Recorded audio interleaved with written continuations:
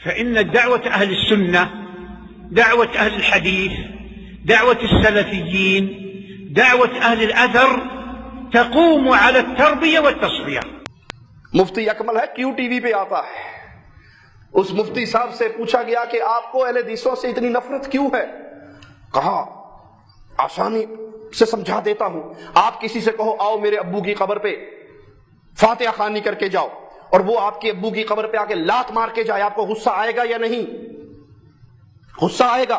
تو انہوں نے ہمارے باپ کی قبر پہ لات نہیں ماری، صحابہ کی قبروں کو توڑا، بڑے بڑے اولیاء کے مزاروں کو توڑا، ہم ان سے اس لیے نفرت کرتے ہیں. اگر کوئی شخص آپ کو فاتحہ کے لیے بلائے کہ آئیے میری ماں کی قبر پہ جاتے ہیں، میرے باپ کی قبر پہ جاتے ہیں، وہ فاتحہ پڑھنے آئے اور قبر پہ لات مارے تو آپ کو غصہ نہیں آئے گا؟ آپ نے فاتحہ پڑھنے بلایا، وہ آ کے نہیں قبر کو مٹا دو، پیر مارے تو کیا آپ کو غصہ نہیں آئے گا؟ اپنی ماں باپ کی قبر پر ان خبیثوں نے صحابہ کرام کی قبروں کو اڑا دیا، اولیاء کرام کی قبروں کو مٹایا، بلڈوزر سے مٹایا. اسی لیے ہم تم ان لوگوں سے دور ہے. ہمارے والدین کی قبر کو تم نقصان پہنچاؤ تو کتنا صدمہ ہوتا ہے. یہ نبی کے صحابہ کرام کی قبروں پر بلڈوزر لگاتے ہیں. اور ایک لات مارنا الگ بات ہے، آپ کے والدین کی قبر پر اگر کوئی پیر رکھ دے تو آپ کو غصہ آئے گا. مسلمان کی قبر کی توہین نہیں کرنی چاہیے. انہوں نے پیر نہیں بلکہ بلڈوزر سے صحابہ کرام کی قبروں کو مٹایا. ہم کہتے ہیں مفتی صاحب پبلک کے اندر فتنہ پیدا کرنے کے لیے جھوٹ جتنا مرضی بول لو. ہمارے کسی اہل سنت اہل الحدیث نوجوان نے کسی قبر پہ لات نہیں ماری. ہمیں تو رسول اللہ نے قبروں کی توہین سے منع کیا ہے. ہم نے قبروں کی توہین نہیں کی.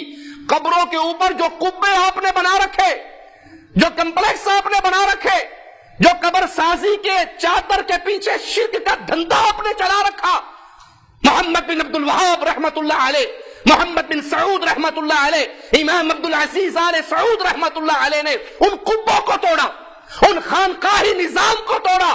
اور اس کو اس لیے نہیں توڑا کہ ہم نعوذ باللہ ان صحابہ کے بارے میں، اولیاء کے بارے میں ہمارے دل میں کوئی نفرت تھی. اللہ کی قسم اہل بیت سے، صحابہ سے، اولیاء سے جتنی محبت اہل الحدیث کرتے ہیں کائنات میں کوئی کر نہیں سکتا.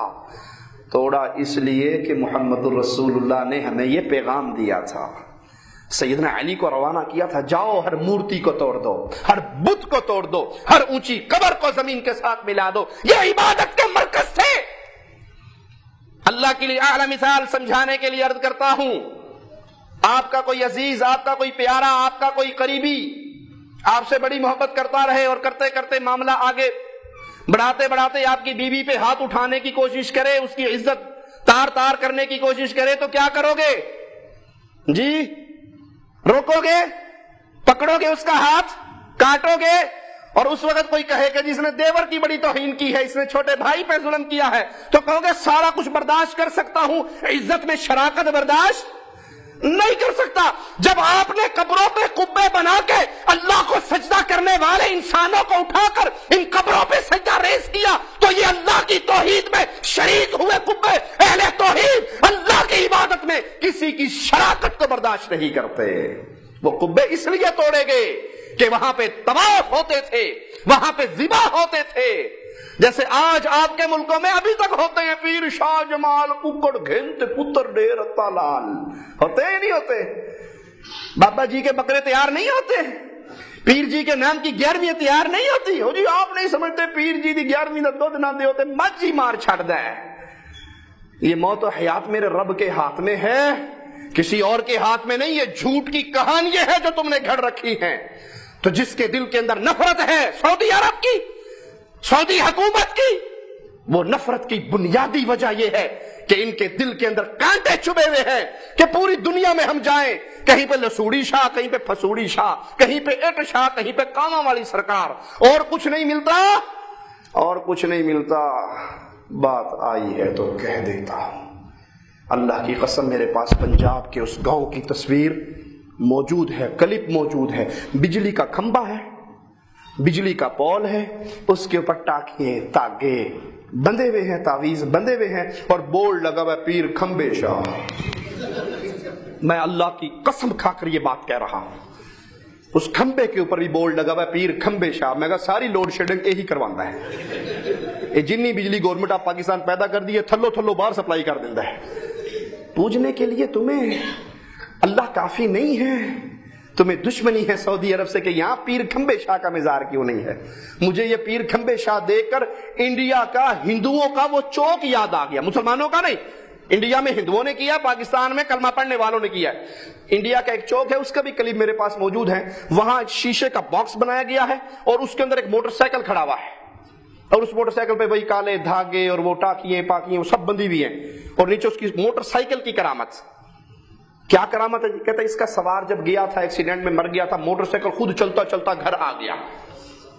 اب جس نے اس گاؤں سے سفر کرنا ہوتا ہے وہ پہلے سرکار پیر موٹر سائیکل شاہ صاحب کے پاس آ کے دعا کرتا ہے کہ شاہ جی میں چلن لگا تو خیال کری جتھے ڈگ جمع چوکے لے آئیں.